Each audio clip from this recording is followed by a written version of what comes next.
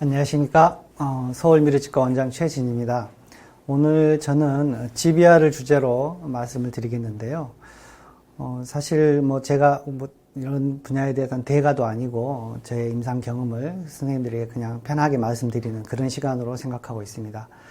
아무쪼록 정리의 중심으로 진행되는 강의인 만큼 편하게 그냥 봐주시면 감사하겠습니다.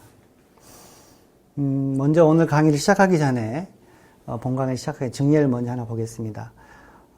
조금 오래전에 내원했던 환자분이신데요. 32세 남자 환자입니다.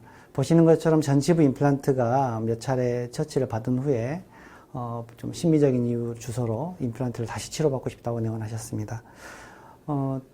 사실 여러 가지 치료 옵션이 있을 수 있겠지만 이 임플란트를 제거하기로 일단 결정을 했고요. 그래서 임플란트를 제거하는데 슬라이드가 네, 임플란트를 제거하도록 그렇게 치료 계획이 세워졌습니다. 그래서 임플란트를 제거를 하는데요. 보시는 것처럼 상당히 본이 많이 상실이 됐죠. 사실 임플란트를 제거하기 위해서는 이런 트리핀버나 혹은 이렇게 가는 피셔버 같은 것을 이용해서 조심스럽게 제거를 하게 되는데, 그렇더라도 어느 정도의 골소실은 어쩔 수가 없다고 생각합니다. 이 상태에서 어떤 뭔가를 적극적인 처치를 하기는 힘들다고 판단해서 소극적인 본그라프트를 시행하였습니다. 콜라겐 멤브레인과 주로 FDB를 활용했고요. 오픈 힐링 형태로 가볍게 봉합을 하였습니다. 약 4개월 후 모습입니다. 보시는 것처럼 제가 치료하기 전에 여러 번 치료를 받으셔서 그런지 협측에 스카티슈가 아주 두껍게 남아 있었습니다. 그래서 바로 픽처를 하는 것보다는 본그래프트를 먼저 하기로, GBR을 먼저 하기로 이제 치료 계획을 세웠고, GBR 하기 위해서 두꺼운 스카티슈는 좀 제거하기로 계획을 세웠습니다. 이런 경험이 많이 있으신 분들은 아시겠지만, 이렇게 여러 차례 수술을 받은 경우에는 꽤 두꺼운 스카티슈가 있는데, 그 스카티슈는 거의 릴리징이 되지 않습니다. 너무 단단해서. 그래서 사실 GBR 핵심이라고 할 수 있는 릴리징을 하는데 굉장한 애로사항을 겪습니다. 그래서 몇 가지 생각을 하고, 보시는 것처럼 협측의 두꺼운 부분을 얇게 만들고, 그 다음에 릴리징에서 당기기 힘들다고 판단을 해서 나머지 그 공간은 CT 그래프트를 통해서 폐쇄하기로 그렇게 결정을 했습니다. 보시는 것처럼 구개측에도 조직을 좀 얇게 만들어서 본이 들어갈 수 있는 공간을 형성하고자 했습니다. 지금 화살표, 두 번째 그림의 화살표처럼 협측은 다 잘라내지 않고 일부만 절개하고, 그다음에 구개측은 이제 두께를 줄여주는 그런 판막을 시행했습니다.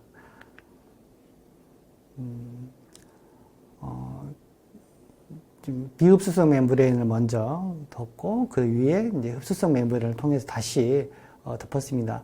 저렇게 해준 이유는 아무래도 협측 티슈가 좀 혈행이 좋지 않고 또 너무 단단했기 때문에 혹시 퍼포레이션이 일어나지 않을까 그런 우려가 돼서, 또 제가 추가적으로 협측을 좀 얇게 만들었기 때문에 그래서 좀 소심한 마음에 흡수성 멤브레인을 추가로 적용을 했고요. CT를 채취해가지고 그 위쪽에다가 다시 그 중간에 빈 부분을 CT로 막았습니다. 수치했을 때 모습입니다. 보시는 것처럼 비어있는 부분은 CT로 잘 커버가 된 것을 볼 수 있고, 임시치아를 장착했습니다.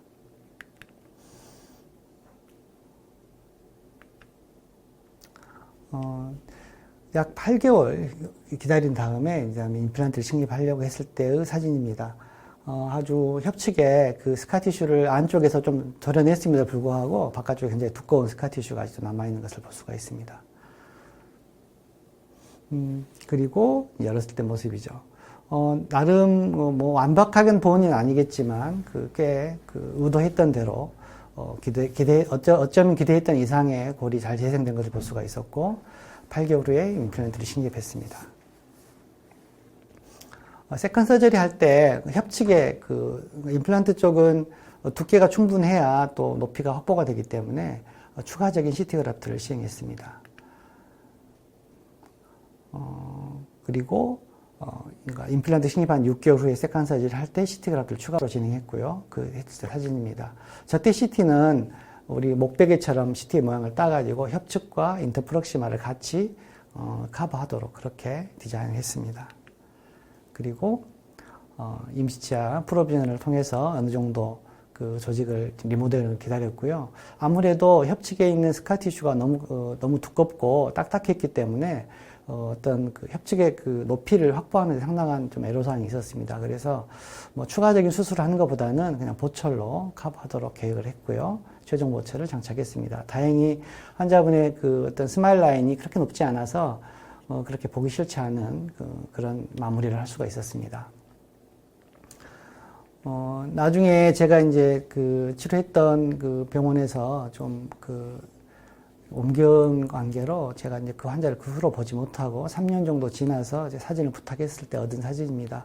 보시면 협측에 그 좀 크리핑이 돼가지고 처음 파이널보다는 조금 더 많이 그 자연스러워진 걸 볼 수가 있습니다. 그리고 이식했던 본도 별 문제 없이 잘 유지되는 것으로 봐서 이대로 상당한 이제 안정성이 좀 확보되지 않았을까 그렇게 기대하고 있습니다.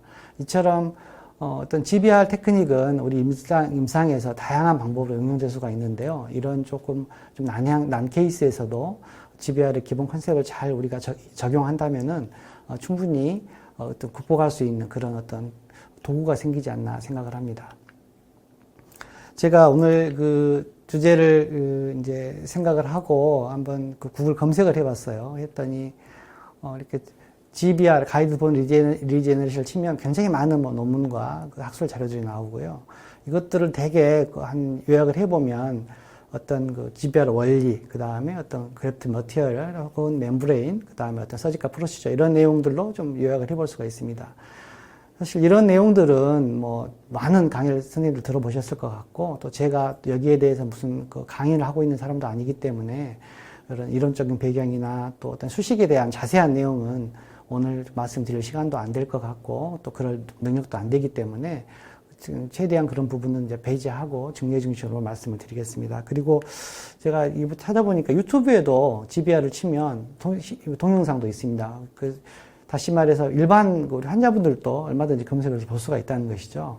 그래서 뭐 어떤 온라인이 뭐 오늘 제가 온라인으로도 선생님들을 찾아뵙고 있지만 온라인이 상당히 도움이 되는 부분도 있고 또 뭐 부작용도 있을 수 있겠지만 특히나 요즘 같은 언택트 시대에는 우리 공부를 하는 데 상당한 도움이 되는 것 같습니다.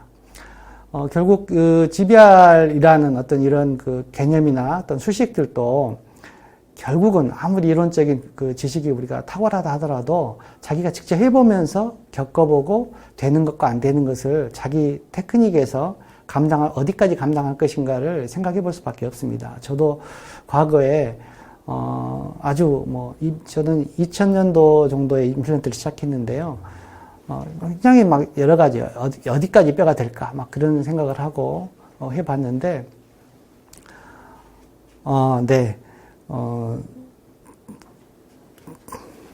제 목소리가 작습니까?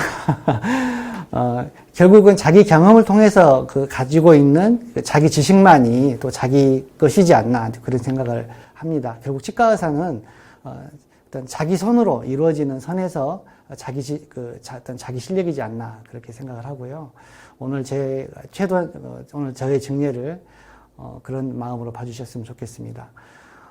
GBR에 대한 이런 어떤 기본 컨셉은 아주 사실 오래됐죠. 그 책이 나온 지가 99년도에 나온 걸로 알고 있는데요. 어떤 GBR의 기본 컨셉은 이렇게 어떤 스카폴드와 또 셀, 그리고 어떤 시그널 몰레큘, 이 세 가지의 기본 요소와 함께 어떤 적절한 시간이 필요하다라는 그런 내용을, 아주 오래전에, 벌써 20년이 넘게 전에 정리가 되었고, 우리가 그것을 적용해오고 있습니다. 그래서 결국 어떤 본이 재생된다 혹은 어떤 차단막을 통해서 본을 재생한다는 것은 우리가 원하는 조직을 얻기 위해서 또 어떤 생각해보면 상피 같은 빨리 성장하는 조직을 차단하는 그런 개념을 담고 있는 것이죠. 그래서 사실 어떤 페리오나 엔도나 이런 부분들도 다 어떤 재생에 대한 개념 속에서 이루어지고 있는 술식이라고 생각합니다. 제가 한참 이런 GBR에 대한 어떤 것을 공부하고 재밌어 하면서 했던 그런 증례들인데요. 보시는 것처럼, 상당히 협철축으로 많이 손실되어 있는 그런 상태를 임플란트를 식립하고, 티타늄 메쉬를 통해서 보온 재생을 꽤 했던 그런 케이스입니다. 지금 같으면 동시기법으로 안 하고 그냥 순차적으로 안전하게 했을 테지만 그때는 그냥 무모하게 막 도전해봤던 그런 시기인 것 같습니다. 저때 저는 모든 본은 알로그라프트하고 그 다음에 HA를 어떤 비율을 가지고 제가 배웠던 대로 어떤 선생님한테 배운 방법대로 그냥 세 가지 본을 섞어서 사용했던 시기입니다. 보시는 것처럼 티타늄 메쉬를 사용했고요.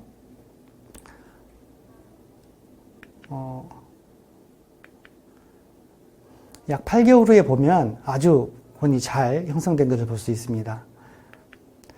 그때는 이렇게 조직 검사도 해보고 그랬는데요. 아주 골 상태가 좋은 것으로 그렇게 판단하였습니다.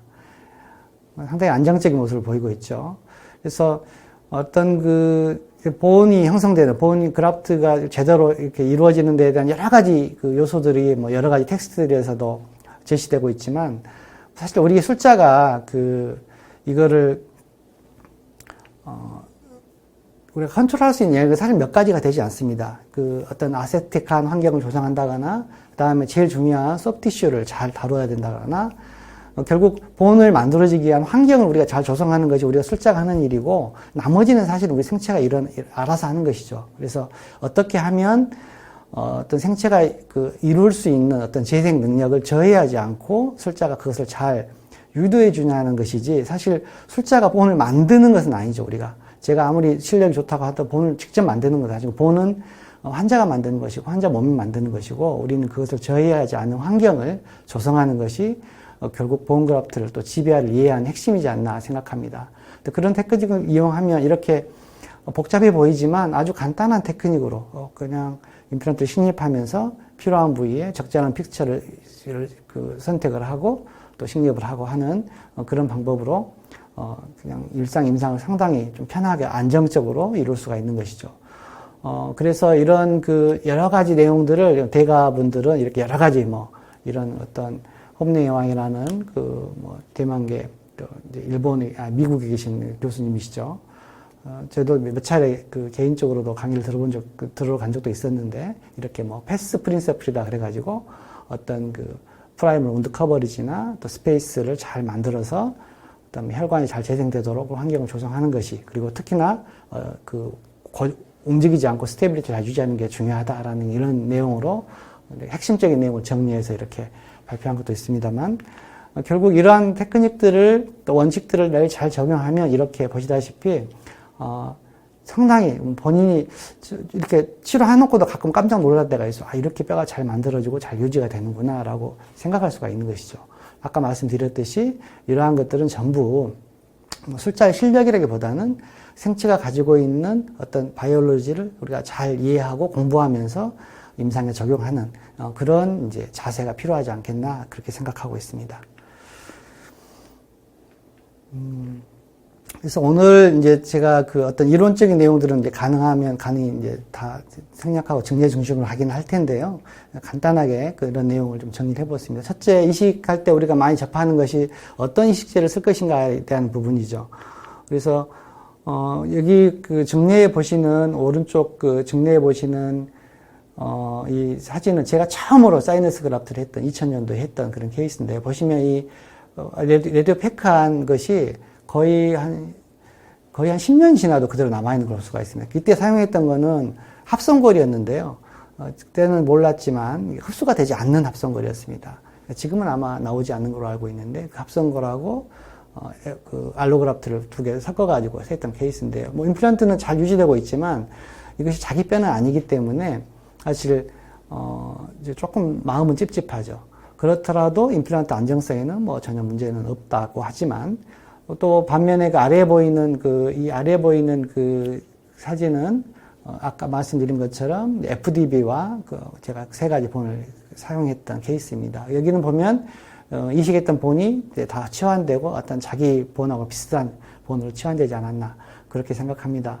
요즘에는 어떤 그 이종골도 어떤 예전에는 뭐 이렇게 소뼈 중심으로 바이오스를 필두로 한 소뼈 중심으로 뼈들이 많았지만 또 요즘에는 또 포사인본, 그러니까 돼지를 기반으로 한 또 그런 이종골들도 많이 좋은 평가가 이루어지는 걸로 알고 있습니다.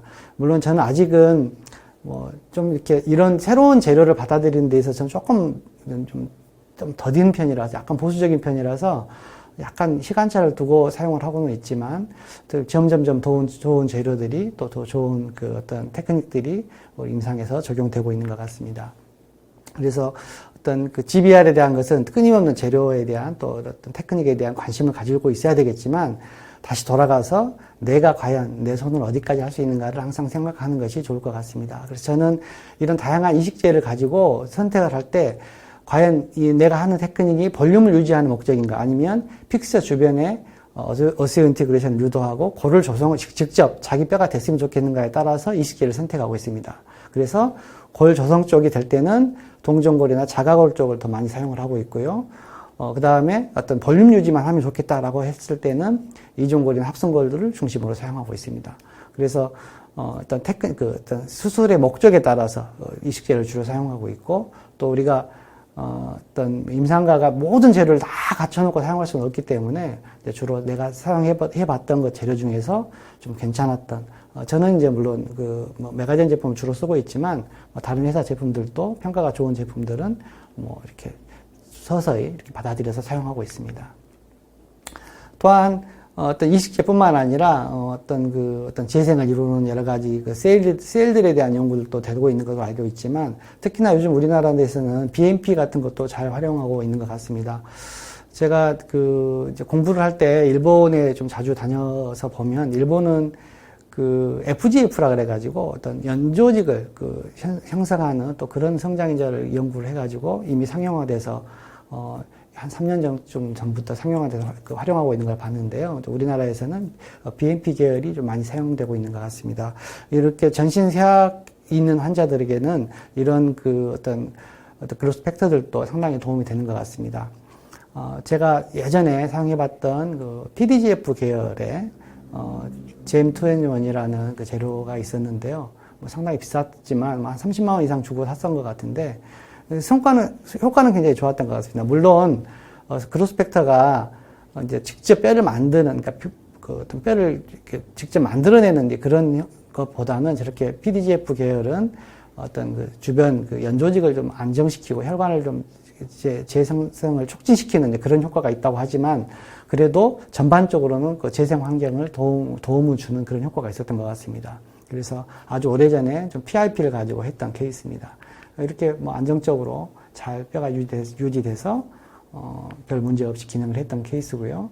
이 케이스는 최근에 한 3년쯤 전에 이렇게 페리임플란타이티스를 가지고 내원했던 환자분이십니다. 보시는 것처럼 굉장히 골파기가 심하고 이렇게 너무 이제 퍼스가 나오고 그랬기 때문에 이거는 픽처를 제거할 수밖에 없었습니다.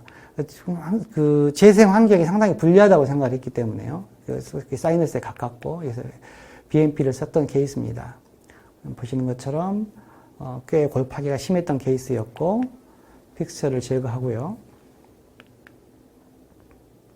예, 제가 이 슬라이드에 잘 안 넘어가서 약간 당황하고 있습니다. CT 사진을 보면 상당히 남아있는 뼈가 별로 없는 것을 볼 수 있죠. 그래서 약 8개월의 임플란트를 식립하면서 이렇게 골이식을 이제 했습니다. 그리고 여기에 이제 제가 주로 사용한 알로그라프트를 사용했고요. 그 다음에 BMP를 사용했습니다.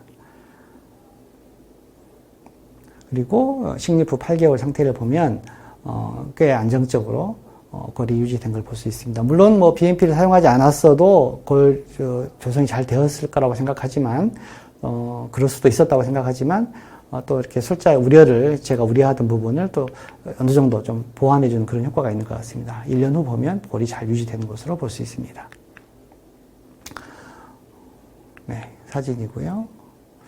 폐류가 상당히 좀 취약한 환자여서 제가 BMP를 사용했던 것 같습니다.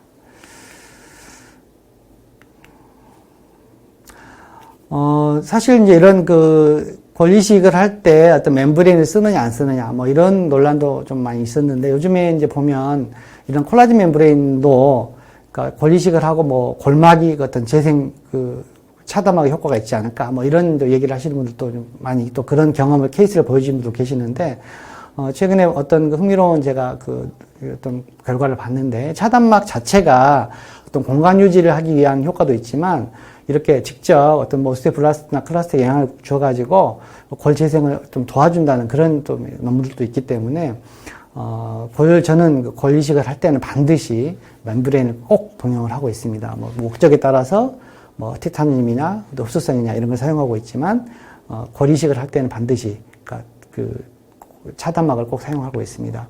또 경험적으로 봤을 때 이렇게 흡수성 멤브레인은 보면 어떤 공간을 유지하는 효과가 상당히 적은 것 같습니다. 이렇게 상당히 비싼 멤브레인 사용했음에도 불구하고 나중에 실링되는 걸 보면 다 꺼져가지고 픽처가 노출된 걸 볼 수 있죠. 물론 저게 이제 스무스 서피스가 있는 픽처이긴 하지만 그래도 별로 모양이 좋지가 않죠. 그래서 어떤 흡수성 멤브레인 공간 유지 효과는 상당히 제한적이기 때문에 이제 골 디펙트 양상을 잘 보고 사용을 해야 된다는 것이고요.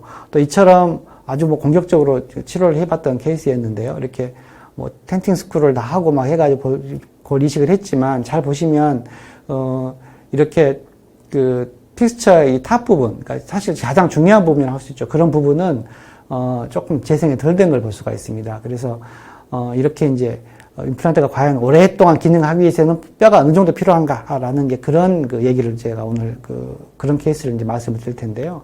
여기 임플란트 주변에는 이렇게 얇은 뼈가 남아가지고는 장기적인 이용은 곤란하다는 것이죠. 그래서 어떤 GBR을 할 때도 저 부분을 충분히 뼈를 만들 수 있는 그런 테크닉을 사용을 해야 되고, 다행히 또 요즘 많은 메이커 회사들에서 이런 부분을 뼈를 조성할 수 있는 그런 좋은 재료들이 많이 나와 있습니다. 저는 이제 오늘 제가 사용하고 있는 제품을 주로 설명을 드리겠지만, 그래서 임플란트 주변에는 특히 2mm 이상의 충분한 뼈가 있는 게 좋겠고, 뭐 경우에 따라서는 뭐 1.5mm만 있어도 된다 뭐 이런 얘기들도 있지만, 그냥 뭐 소심한 제 입장에서 봤을 때는 그냥 2mm 정도만 됐으면 좋겠다라는 그런 마음으로 GBR을 하고 있습니다. 그래서 오늘 제가 이제 말씀드릴 이제 주로 이럴 때 사용하는 재료가 저는 이제 아이젠이라는 티타늄 메쉬를 사용하고 있는데요. 보시는 것처럼 이렇게 뭐 유명한 이제 분들의 어떤 여러 가지 컨셉을 담아가지고 디자인해서 만들었다고 합니다. 그래서 이 제품의 가장 특징은 이렇게 협직 칼라 부분을 이렇게 충분히 뼈를 만들어줄 수 있는 그런 어떤 역할이 굉장히 좀 큰 장점이라고 생각합니다. 이렇게 지금을 하게 되어 있고요. 픽스처 위쪽으로 이렇게 골이 충분히 만들어질 수 있는 그런 이제 플랫폼을 하나를 더 연결을 하게 되어 있습니다. 그래서 이게 어떤 2, 3, 4mm 정도 가가 있는데 저는 주로 이제 3mm짜리를 사용하고 있는데요. 그래서 거기까지 이제 뼈가 만들어지도록 기대하고 있는 것이죠. 일단 멤브레인은 이렇게 다양한 디자인이 있고요. 선생님들 뭐 혹시 이제 사용하신다면 각 회사에 맞는 그런 제품 사용하시면 되겠고, 그 멤브레인을 고정하는 헥사 드라이버가 필요합니다. 이게 약간 불편한 점이라고 한다면 안쪽에 들어가는 플랫폼을 조이는 드라이버는 1.6 헥사 드라이버고 위쪽에는 1.2 헥사 드라이버이기 때문에 간혹 이렇게 드라이버 모양은 비슷하게 보이니까 준비를 안 하는 경우가 있기 때문에 꼭 확인을 하고 수술 전에 확인을 하고 준비를 해야 되겠습니다. 그래서 제가 이 부분을 특별히 강조를 해서 말씀을 드리고요. 멤브레인은 이런 형태로 되어 있습니다. 그리고 고정을 하면 저렇게 픽처에 연결되는 모양이고, 사진 보시는 것처럼 저렇게 이제 적용을 해서 안쪽으로 골을 넣어서 빡빡하게 골을 채워서, 특히 하악을 이식할 때는 아주 빡빡하게 이식을 하는 게 좋기 때문에 릿지를 넓힐 때는 저렇게 사용합니다. 그리고 가장 큰 장점 중에 하나는 이렇게 트랜스 뮤코사 그라프트를 유도할 수 있기 때문에 릴리징을 하는 양이 좀 이렇게 많이 하지 않아도 된다는 또 그런 장점이 있습니다. 물론 조직이 얇거나 그런 경우는 조금 제한적이긴 한데요. 고령 환자나 또 약간 좀 전신적으로 어떤 특히나 우리가 릴리징 이시전을 했을 때 많이 붓고 환자가 불편해 하는데, 이렇게 릴리징을 많이 안 할 수 있는, 조금이라도 덜 할 수 있는 그런 찬스가 있기 때문에 술자에게는 상당한 편리성이 있는 것 같습니다.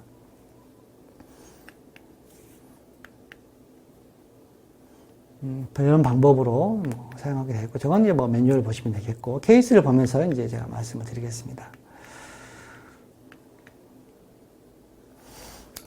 이 환자는 제가 이제 사실, 저는 이제 테크닉 중에 가장 어려운 테크닉 중에 하나, 리치 스프린팅이라고 생각하는데요. 특히나 하악은 힘든 것 같습니다. 이렇게 충분히 이렇게 형성을 해주지 않으면 이렇게 제가 보시는 것처럼 깨져나가는 경우가 많이 있는 것 같습니다. 리치 스프릿을 제가 이렇게 하려다가 충분히 시행하지 못하고 픽처를 식립했을 때 협측에 쓰레기 한 3개, 많게는 4개 가까이 노출된 케이스입니다. 이렇게 아이젠을 이용했고, 35번 부위는 디펙트 양상이, 그러니까 36번 부위를 충분히 모양을 만들어주면 5번 부위는 이렇게 디펙트 양상이 안으로 들어가는 모양이기 때문에 거기는 아이젠을 사용하지 않았고요. 하나만 사용하고 양쪽으로는 나머지는 본그라프트를 하고 그 다음에 흡수성 멤브레인을 통해서 커버를 했던 그런 증례입니다. 보시면 집착을 했고 약 4개월 후에 열어봤을 때 보시면 상당히 픽처 주변에 처음 사진과 비교를 해보면 골이 잘 형성된 것을 볼 수가 있습니다. 즉 어떤 멤브레인의 효과가, 티타늄 멤브레인 효과가 공간을 잘 유지하고 그 안에서 재생이 일어날 수 있는 환경을 잘 조성이 되었다고 볼 수가 있는 것이죠. 사진은 아마 잘 보이지 않겠지만 왼쪽 사진, 아래 왼쪽 하단 사진을 보면 흡수성 멤브레인을 덮었던 그 흔적이 보입니다. 그러니까 안에 아이젠 멤브레인 설치하고 그 위에 흡수 멤브레인 하나를 더 덮어서 연조직도 좀 두껍게 만들고 또 어떤 멤브레인이 노출될 가능성을 좀 줄이기 위한 그런 이제 방법이죠. 픽스처하고 직접 사용하는 경우도 있지만 또 이게 어떤 핀이나 스크루를 사용하지 않아도 잘 고정이 됩니다. 그래서 그런 성질을 이용해서 이렇게 아예 그냥 GBR 할 케이스에도 티타늄 멤브레인으로 그냥 이렇게 적용해서 사용하는 경우도 있습니다. 보시면 8개월 후에 열어보면 상당히 안쪽에 지금 양쪽 두 개 이렇게 좀 유심히 보시면 IGN을 사용했던 부분과 사용하지 않았던 부분에 약간 색깔 차이가 있는 것을 볼 수가 있습니다. 그래서 특징적으로 티타늄 멤브레인을 사용을 하게 되면 안쪽에 저렇게 약간 이렇게 골막 비슷한 조직이 형성되는 것을 볼 수가 있습니다. 이 환자분인데요. 처음 오실 때 오른쪽 이가 아프다고 주로 오셨어요. 보시면 왼쪽에 임플란트가 상당히 골 파괴가 심한 걸로 보이지만 거기는 통증이 없었기 때문에 일단 오른쪽부터 치료를 환자분과 진행을 했습니다. 잘 보시면 사이너스 거의 이제 남아있는 것이 없고 당연히 발치를 했어야 되겠죠. 그래서 여기는 스테이지 어프로치를 하기로 그렇게 계획을 했습니다. 그리고 이쪽에 35번 부위 임플란트 골 파괴가 아주 심한데요. 환자분께서 거기는 특별한 처치를 원치 않으셔서 일단 거기는 그냥 놔두고 처음 환자분 주소로 했던 부분만 치료를 진행했던 그런 케이스입니다.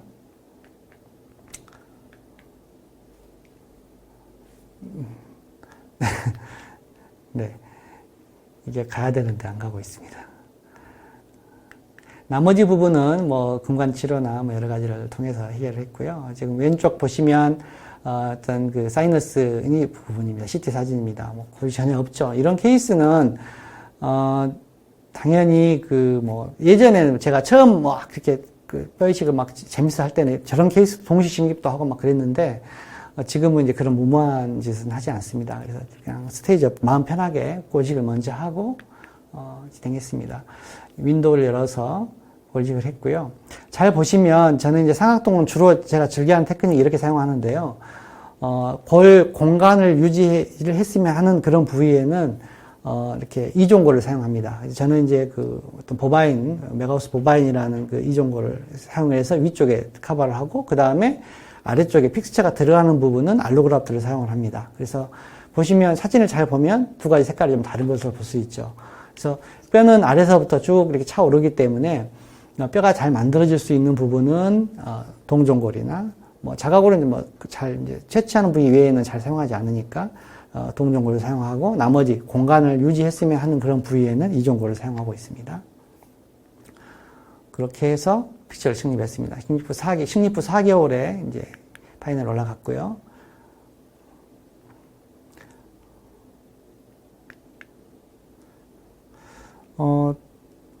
제가 여기서 제가 조금 흥미롭게 보여드리고 싶은 것은 이 색깔이 다른 부위가 보일 겁니다. 그러니까 픽처 주변은 그 자각으로 로칭이 돼서 이렇게 픽처의 어떤 픽처 안정성에 훨씬 도움이 되고, 나머지 공간 부분은 이종고를 사용을 해서 그쪽 부분은 충분한 공간이 잘 오랫동안 유지되도록 하는 그런 효과를 위해서 이렇게 사용하고 있는데요.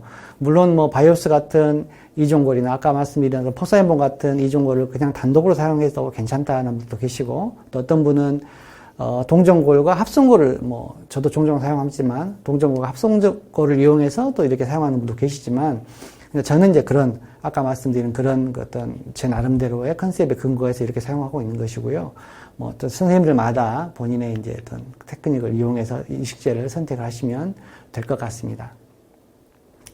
보시는 것처럼 이렇게 두 가지가 조금 더 특징적으로 보이죠. 이제 드디어 오른쪽 부분 임플란트가 점점점 좋지 않아져서 이쪽은 제가 아이젠을 사용을 해서 했던 케이스입니다. 임플란트 픽처를 식립했고요. 하악까지 너무 가까웠기 때문에 아주 그냥 또 환자분이 또 겁이 많아서 아주 공격적인 것보다는 픽처가 잘 안정될 정도의 어떤 골이식제만 이식만 하기로 그렇게 계획했습니다. 그래서 약 7mm 높이의 쇼트는 아니죠. 5mm짜리 아니고 그냥 7mm짜리 픽처를 사용해서 보시는 것처럼 아이젠을 이용해서, 그리고 사용한 본은 알로그라프트와 이제 아까 말씀드린 어떤 신색 본을 사용을 해서 이식제를 넣었고요. 약 5개월 후에 열었을 때 모습입니다. 아까 말씀드린 것처럼 티타늄 메쉬 하방의 부위에 상당히 골막 비슷한 형태, 조직이 형성되면서 볼이 잘 형성된 것을 볼 수가 있습니다. 더 기다리면 사실, 제 생각에는 6개월 이상 충분히 기다릴수록 더 유리하다고 생각하는데, 한 5개월 정도, 4개월에서 5개월 정도만 돼도 일단 세컨 서지를 할 정도는 충분하다고 생각합니다. 그리고 7번 자리에는 나중에 이때 세컨 서지를 하면서 픽처를 식립했습니다.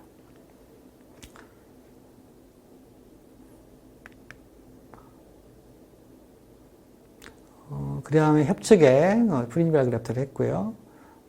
픽처는 제가 이제 뒤쪽은 쇼트 임플란트를 사용했습니다. 그 다음에 약 1년 후에 보시면 픽처 주변에는 어느 정도 안정된 볼이 형성된 걸 볼 수가 있습니다.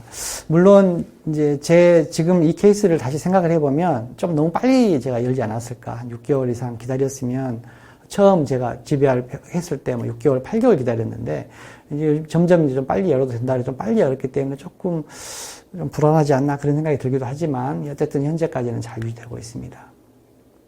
초진 사진과 비교를 해보면, 상당히 좀 이대로 유지됐으면 하는 그런 생각이 있죠. 네. 나머지 다른 부위도 치료가 끝났고요.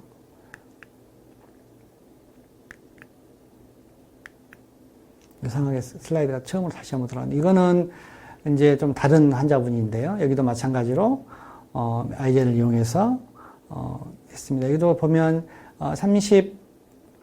34번은 약간 치관이 없긴 하지만 저거는 이제 치료해서 사용하기로 했고, 5번 부위는 디펙트가 좀 불리하지 않아서 거기는 이제 흡수성 멤브레를 이용했고, 그 다음에 36번 부위는 디펙트 부분이 좀 불리한 형태, 뼈가 만들어지기 불리한 부분이기 때문에 저기는 아이젠을 사용했습니다. 이렇게 사용했고,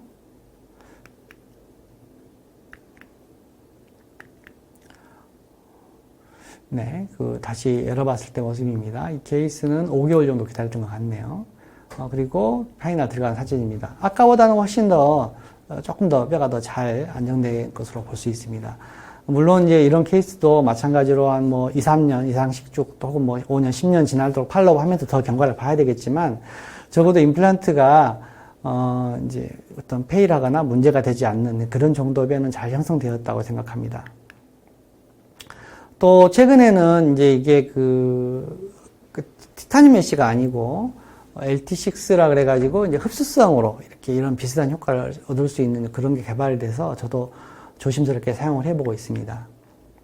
이 환자분은 제가 지난해 라이브 서저리 했던 환자 케이스인데요. 이제 이번에 세컨 서저리를 했습니다. 보시는 것처럼, 멤브레인을 제거하고, 이건 탑 부분만 멤브레인을 제거하고, 협측에 있는 부분 멤브레인은 제거하지 않습니다.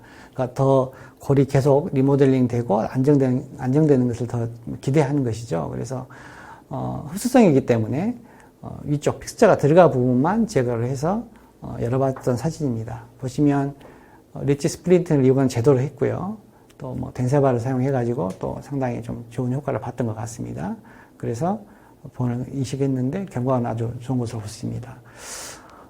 이제 아이젠 같은 이런 티타늄 메쉬를 사용했을 때 뭐 좀 나름의 주의할 점, 제 경험에서 느끼는 주의할 점 말씀드리겠습니다. 하나는 잇몸이 얇은 케이스는 상당히 문제가 있을 수 있습니다. 나중에 결국은 잇몸이 얇으면 이렇게 협축을 뚫고 나오는 경우가 상당히 많이 있습니다. 그래서 잇몸이 얇을 때는 뭐 CT 그래프트를 해야 된다거나 아니면 뭐 흡수성 멤브레인을 커버하더라도 잇몸이 얇으면 결국 터지는 경우가 꽤 있는 것 같습니다. 그래서 잇몸이 얇을 때는 이렇게 좀 딱딱한 멤브레인을 쓸 때는 좀 조심해야 되고요. 또 픽스처에 그 멤브레인을 고정하기 때문에 픽스처 초기 고정이 잘 나와야 됩니다. 그래서 적어도 한 4, 5mm 이상은 충분한 그 고정을 얻을 수 있는 그런 데서 사용하는 것이 좋을 것 같습니다. 그리고 조직을 커버할 수 있는, 충분히 멤브레인을 커버할 수 있는 그 협착 범위를 확장을 해야 됩니다. 물론 저렇게 트랜스 뮤코살로 하는 경우에는 많이 이제 저희가 그 임시전을 하지 않지만 그래도 충분히 그 멤브레인을 커버할 수 있는 그런 형태로 해야 됩니다. 그래서 보시다시피 연조직이 부족하고 얇으면 이렇게 나중에 치은퇴축이 일어나는 경우가 있습니다. 뼈는 만들어졌지만 잇몸이 너무 얇은 것이죠. 그래서 이런 경우는 부가적으로 어떤 CT 그래프트 같은 그런 연조직 수술이 필요한 경우가 꽤 있습니다. 그리고 또 하나는 이게 티타늄 메쉬긴 하지만 손으로 누르면 이렇게 변형이 되거든요. 변형이 돼가지고 날카로워져 버리면 저렇게 나중에 그 부분이 튀어나오면서 노출이 되는 경우가 있습니다. 그래서 적용을 할 때 이 멤브레인에 저렇게 어떤 그 손상을 주지 않도록 원래의 형태를 잘 갖춰주도록 하는 것이 꼭 필요할 것 같습니다. 그래서 이걸 요약을 해보면 임플란트를 잘 고정을 해서 확보를 하는 것이 중요하고 그 다음에 플랩 형성은 미리 그 상태를 봐가지고 내가 어떤 그 디자인을 할 것인지를 수술하기 전에 항상 그 준비를 해가지고 마음의 준비를 하고 생각을 하고 계획하고 들어가는 게 좋고요.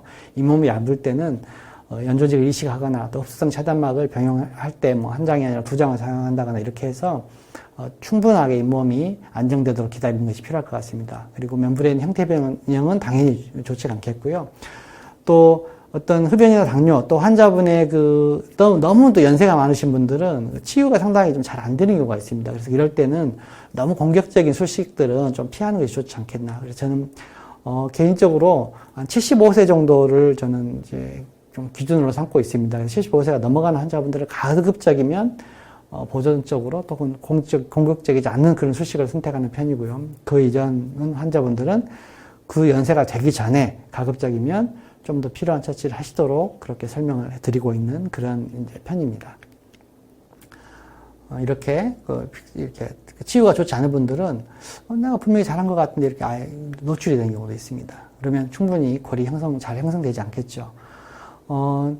제가 아까 처음에 소두에 설명드린 제가 이제 조금 어떤 GBR을 공부하면서 저 책 보는 걸 그렇게 즐겨하지는 않는데 공부하면서 봤던 책이 이제 티슈 엔지니어링이라는 그런 책인데 그게 99년도에 나왔더라고요. 이번에 보니까 제가 오늘 강연을 준비하면서 보니까 부저라고 꽤 유명한 분이신 것 같은데 그분이 뭐 어떤 GBR의 20년을 돌아본다 그래가지고 이렇게 책을 냈던데 거기에서 좀 인상적인 그 슬라이드 그림을 한 장 빌려왔습니다. 보시는 것처럼 어떤 임상가가 이런 적절한 우리가 어떤 그 재생을 촉진하려면 환자에 대한 것도 잘 우리가 고려해야 되고 또 바이오 모티리얼에 대한 여러 가지 이식제나 뭐 멤브레인이나 이런 여러 가지에 대한 고려도 잘 있어야 되고 또 이런 것들을 기반으로 해서 치료를 어떤 순서로 갈 것인가에 대한 것도 잘 고려를 해야 이게 모든 것이 잘 어우러져서 좋은 결과를 낼 수 있다라고 그렇게 얘기한 것을 제가 봤습니다. 부족한 영어로 읽었으니까 정확한지 모르겠지만 저도 그렇게 생각합니다. 그래서 어떤 술자의 테크닉이나 어떤 탁월한 어떤 본인의 나만이 할 수 있는 노하우다. 이런 것이 중요한 것이 아니고, 이런 주변 상황을 잘 적용을 해서 하는 것이, 정말 우리에게 필요한, 특히 임상가에게는, 필요한 그런 좀 어떤 자세가 아닌가 그런 생각을 선생님들에게 감히 드려봅니다. 그래서 오늘 좀 짧은 시간 동안 말씀드렸는데 마지막으로 물론 저도 나이가 많다고 생각하지는 않지만 정말 처음부터 임플란트를 잘하고 싶었는데 제가 언젠가 봤던 책에 이런 내용이 나왔더라고요. 임플란트를 잘 하려면 뭐가 필요한가? 뭐 충분한 설비나 기구나 인력 이런 또 술자가 시술력이 좋아야 되고 또 수술 경험이 있어야 되고 또 양질의 보철이 있어야 되고. 근데 생각해 보면 충분한 시술 경험이 있어야 실력이 좋아지는 거잖아요. 그러니까 초보자는 정말 좀 사실 말이 안 되는 거죠. 그래서 그것을 제외한 나머지 엑스레이나 진단을 체계적으로 한다거나 이런 노력이 필요한데요. 결국 제일 중요한 이 체계가 그렇게 나왔더라고요. 시술을 원하는 환자가 충분히 있어야 된다는 것이죠. 그래서 저도 뭐 환자를 많이 보고 있지는 않지만 이렇게 우리가 임상을 잘 하기 위해서는 어떤 술자에 갖춰진 것도 필요하지만 또 환자를 잘 확보하는 것도 우리에게 필요한 것이 아닌가. 현실적인 그런 좀 고민인 것 같습니다. 그래서 오늘 어쩌록 이런 어려운 시대에 선생님들 모두 환자도 많이 보시고 또 이런 기회에 또 이런 온라인으로 공부할 수 있는 이런 기회가 많이 있기 때문에 선생님들에게도 그런 많은 기회들이 있을 거라고 생각하고 내공을 키우는 그런 또 시간이 되었으면 그런 바람을 가지면서 오늘 제가 드리고 하는 말씀은 여기까지 드리겠습니다. 감사합니다.